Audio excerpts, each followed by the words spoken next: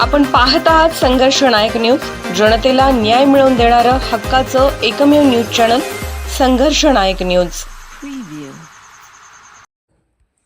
मिरजेत प्रभाग 7 मधून अपक्ष उमेदवार श्री सुरेश रुद्राप्पा कोल्हार यांनी उमेदवारी अर्ज दाखल केला।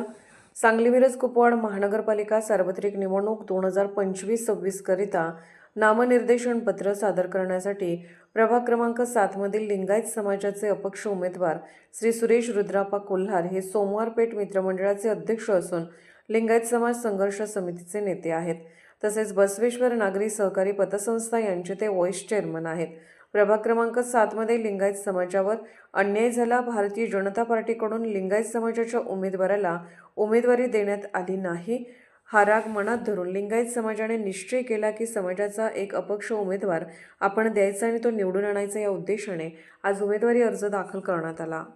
वार्ड नंबर 7 चे उमेदवार सुरेश रुद्राप्पा कोल्हार लिंगायत समाजाचं काम करतात। लिंगायत समाजाला यावेळी तिकीट दिलेलं नाही आणि समाज आमचा फार मोठा आहे। वार्ड नंबर 7 मध्ये अन्याय झालेला आहे म्हणून आम्ही सुरेश कोल्हारला उभं केलेलं आहे अपक्ष म्हणून।